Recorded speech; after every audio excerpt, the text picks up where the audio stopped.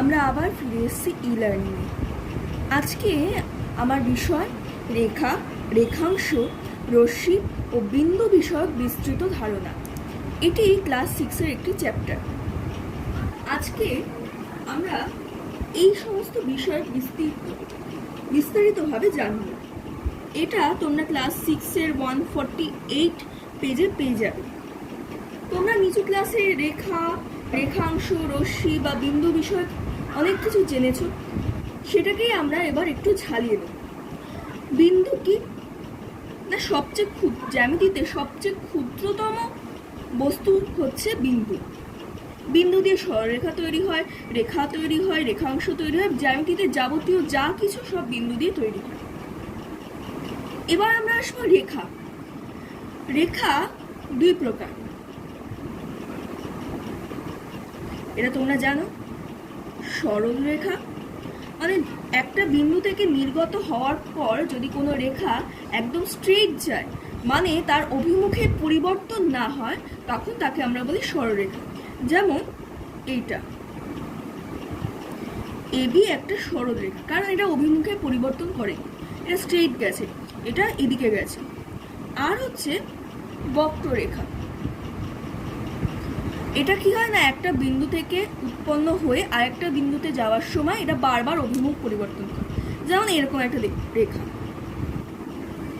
এরকম ভাবে যাচ্ছে একবার, তার মানে এ বারবার অভিমুখ পরিবর্তিত করছে। এটা হচ্ছে বক্ররেখা। এবার আজকে আমরা রেখা সম্বন্ধে জানবো, সেটা সাধারণত সরলরেখা। সরলরেখা, রেখা আর রেখাংশের মধ্যে পার্থক্যটা আগে আমরা বোঝার চেষ্টা করব। রেখা কি না, রেখা হচ্ছে এমন একটা লাইন বা যার কোনো শেষ নেই, মানে দুদিকে অ্যারো থাকে, মানে এটা হয়েই যাচ্ছে। এ বি একটা রেখা যেটা ক্রমাগত বর্ধিত হচ্ছে, এদিকেও বাড়ছে এদিকেও বাড়ছে, এটা হচ্ছে রেখা। রেখাংশ কি না, রেখার একটা অংশ হচ্ছে রেখাংশ, এটা আমরা নাম থেকেই পাচ্ছি। রেখা ইজ ইকুয়াল টু রেখাংশ ইজ ইকুয়াল টু রেখার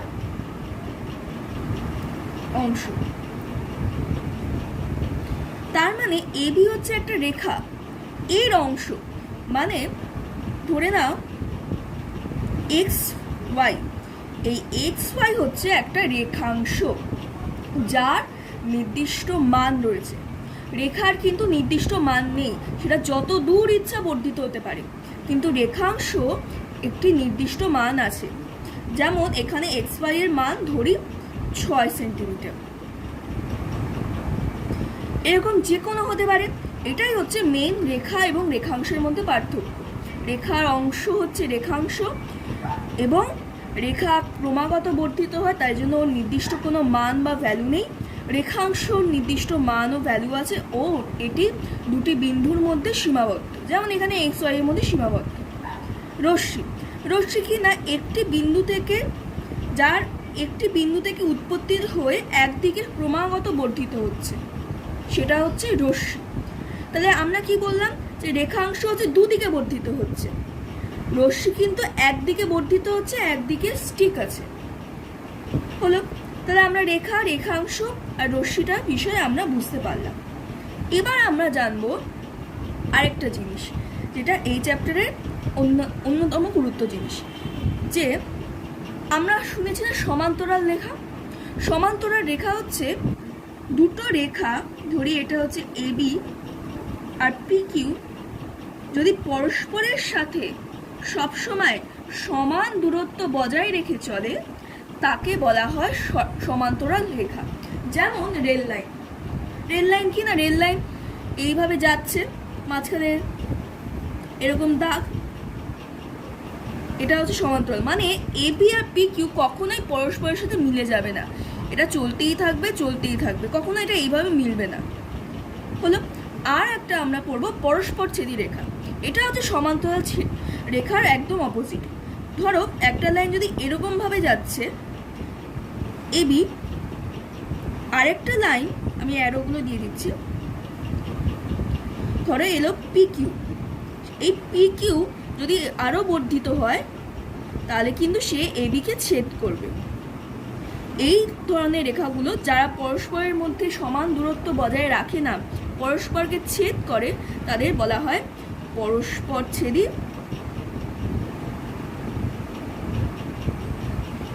সরলরেখা। আর এটা হচ্ছে সমান্তরাল সরলরেখা। আর আমি এটা কি বললাম, এটা রেখাংশ আর এটা হচ্ছে রেখা। এবার আমরা সবকটার একটা করে উদাহরণ জানব। যেমন সমান্তরাল সরলরেখার উদাহরণ আমি আগেই বললাম, রেল লাইন। রেখাংশের উদাহরণ যদি আমরা দেখি, এই খাতার ধারটা, এটা হচ্ছে একটা রেখাংশ। হ্যাঁ, যে কোনো জায়গা, ধার, বইয়ের ধার, টেবিলের ধার, এগুলো কিন্তু এক একটা রেখাংশ। আর রশ্মি আমরা বলতে পারি টর্চ থেকে যে আলো নির্গত হচ্ছে, আলোক রশ্মি, তোমরা বড় হলে আরও জানতে পারবে। এবার আমরা আসবো আরও দুটো বিষয়ের জানার জন্য, যেটা হলে তোমাদের এই চ্যাপ্টারটা মোটামুটি শেষ হয়ে যাবে। সেটা হচ্ছে সমরেখ বিন্দু, সমরেখ বিন্দু, আর হচ্ছে সমবিন্দু সরল রেখা। সমরেখ বিন্দু কি? সমরেখ ধরি একটা সরল রেখা এবি। এই এবির মধ্যে ধরি তিনটে বিন্দু আছে, এক্স, ওয়াই আর জেড। তখন আমরা এই এক্স, ওয়াই আর জেডকে বলবো সমরেখ বিন্দু। যদি কোনো সরল রেখা বা রেখাংশের উপর বিন্দুসমূহ অবস্থান করে, তখন সেই বিন্দুসমূহকে পরস্পরের সমরেখ বিন্দু বলে। কিন্তু যদি আমি বলি এক্স ওয়াই জেড না, পি কিউ আর, এই তিনটে বিন্দু কি সমরেখ? তখন আমরা বলবো না, কারণ এই তিনটে বিন্দু কিন্তু একই সরলরেখায় নেই। যেমন ধরো আমি যদি এখান দিয়ে একটা সরলরেখা টানি আর আর পি এর মাঝখানে, তাহলে কিন্তু সেটা কিউ এর মধ্যে থাকছে না, মানে কিউটা এই আর পির মধ্যে থাকছে না। বা যদি পি কিউর সাথে টানি, সেই পি কিউ কিন্তু পি কিউর মধ্যে আর কিন্তু থাকছে না। বা এইভাবে একইভাবে আর কিউ যদি যুক্ত করি, তাহলে কিন্তু পি কিউ, এই পি বিন্দুটা আর কিউর মধ্যে থাকছে না। তার মানে পি আর কিউ বিন্দু সমরেখ নয়। হলো। এবার আমরা জানবো সমবিন্দু সরলরেখা। সমবিন্দু সরলরেখা কি না, ধরি একটা বিন্দু হচ্ছে ও, এই ও এর মধ্য দিয়ে এবি গেল, আবার ও এর মধ্যে দিয়ে সিডিও গেল, আবার ও এর মধ্যে দিয়ে এক্স ওয়াইও গেল। তখন আমরা এই এক্স ওয়াই, সিডি আর এবিকে বলবো সমবিন্দু সরলরেখা। যখন একটা বিন্দুর মধ্য দিয়ে অসংখ্য সরলরেখা যাবে, তখন কিন্তু সেটা হবে সমবিন্দু সরলরেখা। হলো। এবার আমরা একটু এক্সারসাইজের দিকে আসবো। এখানে তেমন কোনো এক্সারসাইজ নেই। যেমন এখানে তোমাদের বলতে হবে সমান্তরাল সরলরেখা কোনগুলো। এখানে যে কোনো একটা সমান্তরাল সরলরেখা আমরা দেখতে পাচ্ছি, যেমন পি কিউ আর আর এর সমান্তরাল।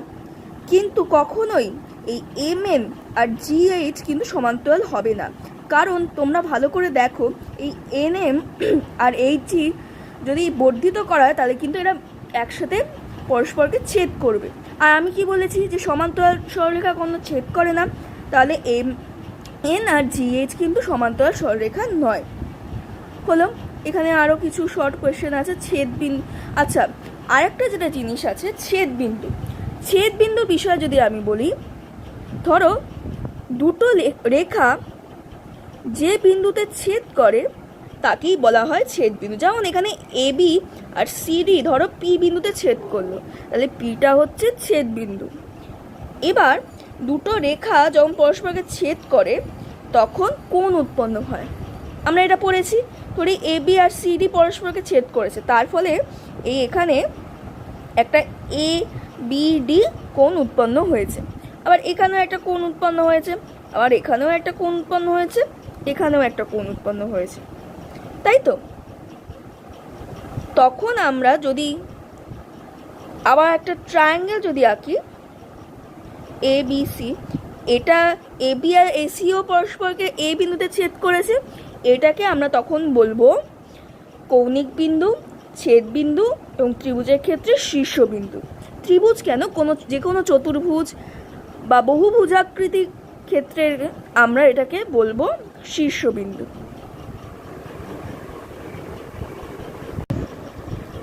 আমরা আবার ফিরে এসেছি পড়াশোনায়। আজকে আমরা বুঝবো বৃত্ত বিষয়ক জ্যামিতিক ধারণা। তো ফার্স্টে আমাদের জানতে হবে বৃত্ত কী না। বৃত্ত হচ্ছে এমন একটা বক্ররেখা যা একটি নির্দিষ্ট বিন্দুকে কেন্দ্র করে সম দূরত্ব বজায় রেখে একটি বিন্দু থেকে তৈরি হয়ে আবার সেই বিন্দুতে মিলিত হয়। এখানে আমি একটা বৃত্ত এঁকেছি, এখানে যার কেন্দ্রে একটা বিন্দু আছে ও, এবং ও থেকে এই বৃত্তের এই যে বক্ররেখা যাকে আমরা বলি পরিধি, তার প্রত্যেকটা বিন্দুর দূরত্ব সমান। এবার আমরা জানবো যে এই বৃত্ত বিষয়ক কিছু জ্যামিতিক ধারণা। তোমরা আশা করি অনেকেই বৃত্ত বিষয়ক এই জ্যামিতিক ধারণার সঙ্গে পরিচিত, আবার অনেকে নাও পরিচিত। সেটা আমরা আজকে শিখব। ফার্স্টে আমি এখানে একটা বৃত্ত এঁকেছি। বৃত্তের এই যে বক্ররেখা, মানে যে বক্ররেখা দিয়ে বৃত্তটা তৈরি, সেটাকে আমরা বলি পরিধি।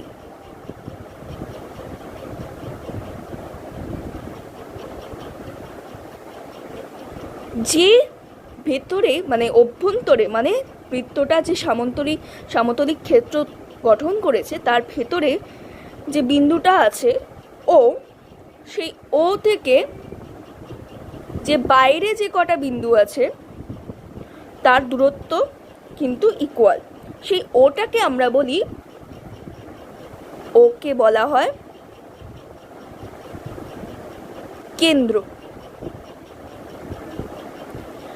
এবার আমরা জানব ও থেকে পরিধির যে কোনো বিন্দু, ধরি এখানে একটা বিন্দু হচ্ছে এ, ও থেকে পরিধির যে কোনো বিন্দু সংযোজক রেখা, যেমন আমি এখানে ও আর এ যুক্ত করলাম, তাকে বলা হয় ব্যাসার্ধ। ও এ হলো ব্যাসার্ধ। তাহলে আমি কি বললাম, যে কেন্দ্র থেকে পরিধিতে অবস্থিত যে কোনো বিন্দু সংযোজক রেখা হচ্ছে ব্যাসার্ধ। তাহলে এবার আমরা জানবো ব্যাস কি না। তার আগে আমাদের জানা উচিত জ্যা কি। জ্যা কি না, পরিধিতে যে কোনো দুটো বিন্দুর সংযোজক রেখা, মানে ধরি এটা হচ্ছে সি আর এটা হচ্ছে ডি, সি আর ডিকে যুক্ত করতে যে রেখা ব্যবহৃত হয় তাকে আমরা বলি জ্যা।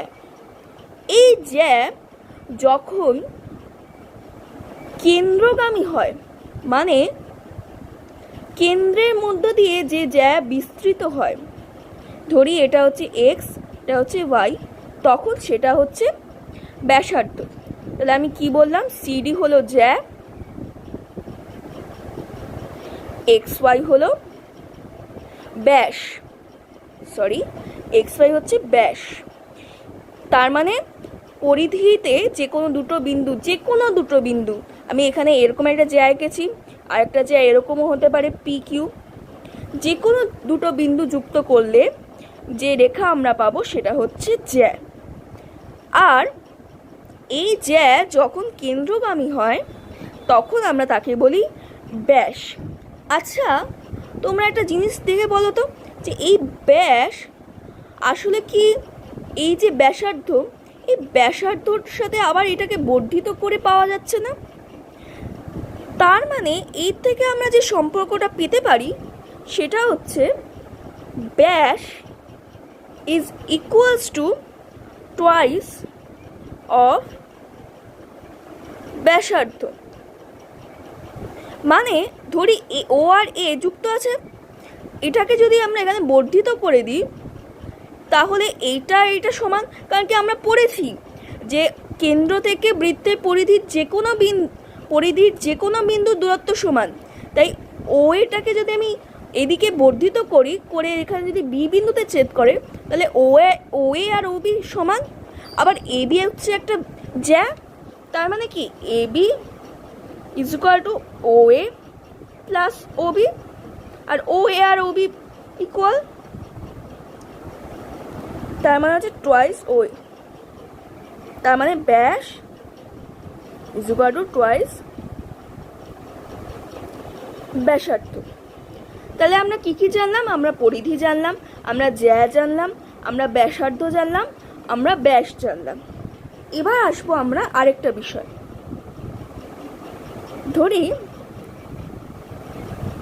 এই একটা বৃত্ত, যেটা হচ্ছে পি। পি এর পরিধির উপর দুটো বিন্দু আছে, একটা হচ্ছে টি আর একটা হচ্ছে ইউ।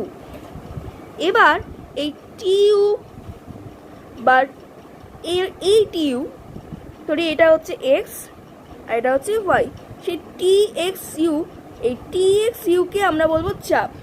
তার মানে পরিধির যে কোনো অংশকে বলা হয় বৃত্তচাপ। আবার বলছি, পরিধির যে কোনো অংশকে বলা হয় বৃত্তচাপ। এখানে টি ইউ আমি এঁকেছি, টি এক্স ইউ হচ্ছে একটা বৃত্তচাপ, আবার টি ওয়াই ইউ হচ্ছে একটা বৃত্তচাপ। এবার বৃত্তচাপ হচ্ছে দু রকম, একটা হচ্ছে উপচাপ আর একটা হচ্ছে অধিচাপ। উপচাপ কি? যে চাপটা ছোট, উপ মানেই মনে রাখবে ছোট। যেমন এখানে টি ইউ দিয়ে দুটো চাপ তৈরি হয়েছে, একটা হচ্ছে টি এক্স ইউ আর একটা হচ্ছে টি ওয়াই ইউ। এই টি এক্স ইউ কিন্তু আমরা ছবি দেখে বুঝতে পারছি যে টি ওয়াই ইউ এর থেকে দৈর্ঘ্যে কম, তার জন্য যেটা দৈর্ঘ্যে কম সেটাকে বলা হয় উপচাপ, আর যার দৈর্ঘ্য বেশি তাকে বলা হয় অধিচাপ। তার মানে উপচাপ হচ্ছে টি এক্স ইউ আর অধিচাপ হচ্ছে T Y U. T X U আমরা উপচাপ বা চাপ, যে কোনো চাপের আমরা যে চিহ্নটা ব্যবহার করি সেটা হচ্ছে এরকম একটা চিহ্ন, একটা কার্ভ লাইন। যখন উপচাপ এবং অধিচাপের মান ইকুয়াল হয়, মানে যখন উপচাপ ইকুয়ালস টু অধিচাপ হয়, তখন ধরে নেবে যে উপচাপ এবং অধিচাপ দুটোই অর্ধবৃত্ত, ইকুয়াল টু অর্ধবৃত্ত। মানে ধরো এটা হচ্ছে একটা এ আর বি, এ এক্স বি উপচাপ A X B is equal to অধিচাপ এ ওয়াই বি যদি হয়, তখন আমরা বলবো যে এ এক্স বি আর এ ওয়াই বি হচ্ছে অর্ধবৃত্ত।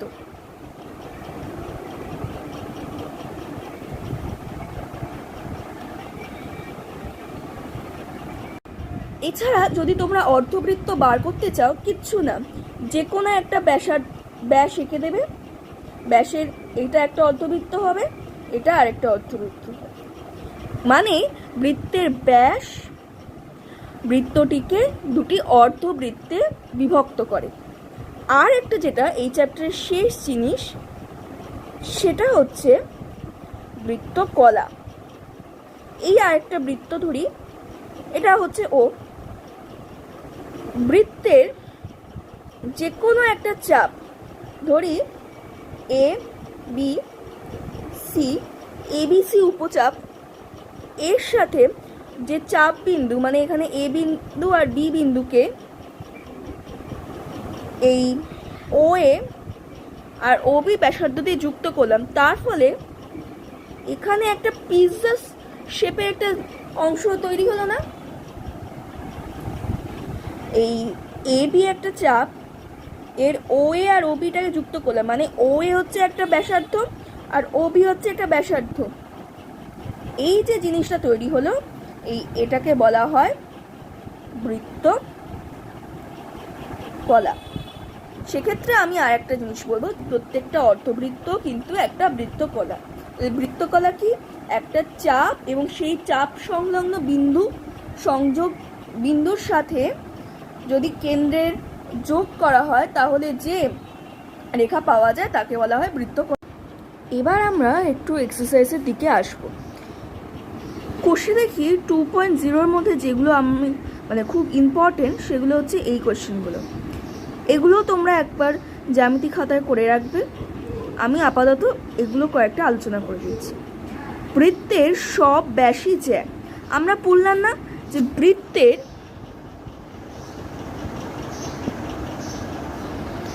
যে জ্যাক, যদি এই বৃত্তের ও হয় কেন্দ্র, যে জ্যাক কেন্দ্র দিয়ে যাবে সেটাই ব্যাস। তার মানে যে কোনো ব্যাসই হোক না কেন সেগুলো সবকটাই জ্যাক। তার মানে বৃত্তের সব ব্যাসই হলো জ্যাক, তার মানে এটা হচ্ছে ঠিক। এবার বলছে বৃত্তের সব জ্যা বৃত্তের ব্যাস, তাই কি না? বৃত্তের সব জ্যা বৃত্তের ব্যাস নয়। এটা যেমন বৃত্তের এটা যেমন একটা জ্যা, ঠিক তেমনি বৃত্তের ব্যাস। এবার আমি যদি এটা এবি ধরি আর এটা সিডি, সি আর ডিটাকে যুক্ত করি, এটা তো কেন্দ্রগামী না, তাই জন্য বৃত্তের সব জ্যা ব্যাস নয়। আর একটা কথা এই নিরিখেই বলে রাখি, বৃত্তের বৃহত্তম জ্যা হচ্ছে ব্যাস। যত জ্যা পরিধি থেকে কেন্দ্রের কাছে আসবে তত জ্যায়ের দৈর্ঘ্য বৃদ্ধি পায়। তার ফলে কি হয় না, যখন সে কেন্দ্রগামী হয় তখন তার দৈর্ঘ্য সবচেয়ে বেশি হয়, আর যত কেন্দ্র থেকে দূরে জ্যা অবস্থিত হয় তার দৈর্ঘ্য সবচেয়ে তত কম হয়। তাই আমরা বলতে পারি যে বৃত্তের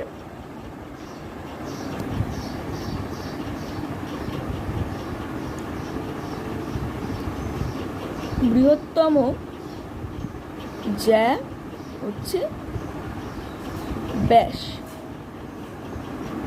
এবার আমরা আবার এক্সারসাইজে চলে আসি। বৃত্তের সব জ্যা বৃত্তের ব্যাস, তার মানে এটা হচ্ছে ভুল। বৃত্তের ব্যাসের দৈর্ঘ্য ব্যাসার্ধের দ্বিগুণ। হ্যাঁ, বৃত্তের ব্যাসের দৈর্ঘ্য ব্যাসার্ধের দ্বিগুণ, এটা আমরা আগেই করেছি। বৃত্তকলা বৃত্তাকার ক্ষেত্রের অংশ, এটাও ঠিক, কারণ বৃত্তকলা আসলে কি না, আমরা দেখেছি বৃত্ত যেটা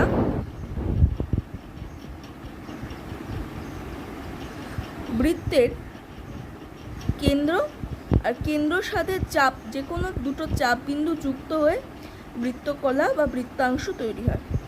এই বৃত্তকলা এই যে সমস্ত বৃত্তাকার ক্ষেত্রে একটা অংশ না, তাই জন্য বৃত্তকলাকে বলা হচ্ছে বৃত্তাকার অংশ। এবার আমরা পরের প্রশ্নটায় আসি। বৃত্তকলা বৃত্তাকার ক্ষেত্রের অংশ, এটা সঠিক। বৃত্তচাপ বৃত্তের অংশ। হ্যাঁ, বৃত্তের কেন্দ্র বৃত্তাকার ক্ষেত্রের একটি নির্দিষ্ট বিন্দু, অবশ্যই, কারণ কেন্দ্র থেকে বৃত্তের পরিধির সমস্ত বিন্দুর দূরত্ব সমান, তার মানে বৃত্তের কেন্দ্র একটি নির্দিষ্ট বিন্দু। একই বৃত্তের যে কোনো দুটি ব্যাস অবশ্যই পরস্পরচ্ছেদী, একদম। ধরি এই বৃত্তের এবি একটা ব্যাস, এটাকে পি কিউ ব্যাস আঁকা হলো আরও, তাহলে এটা পরস্পরকে ছেদ করলো না, কোন বিন্দুতে করলো? ও বিন্দু। যদি বলে যে বৃত্তের ব্যাসের ছেদক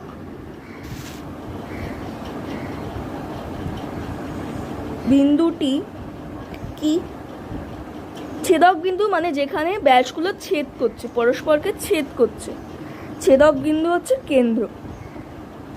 করে তোমরা একটা ছবি, সবচেয়ে ভালো যখন কোনো জ্যামিতি কোশ্চেনের উত্তর দেবে, তোমরা জ্যামিতি ছবি এঁকে, হাতে হোক কম্পাসে হলে তো খুবই ভালো, এঁকে সেটা এক্সাম্পল দিয়ে দেবে। যেমন আমি এখানে এঁকেছি একটা বৃত্ত যার ও হচ্ছে ছেদক, মানে ও হচ্ছে কেন্দ্র, এই জন্য এক্সাম্পল বা যেমন বলে ও লিখে দেবে, এক্সাম্পল বা যেমন বলে ও লিখে দেবে। আশা করি তোমরা আজকের পড়াটা বুঝতে পেরেছো। যদি কোনো ডাউট থাকে তোমরা কমেন্টে করে জানাতে পারো। এছাড়া অন্যান্য যে কোনো ক্লাসের, বিশেষ করে অঙ্কের বিষয়ে যদি কোনো ডাউট থাকে তোমরা কমেন্ট করে জানাতে পারো, আমি তোমাদের যথাসম্ভব জানিয়ে দেবো।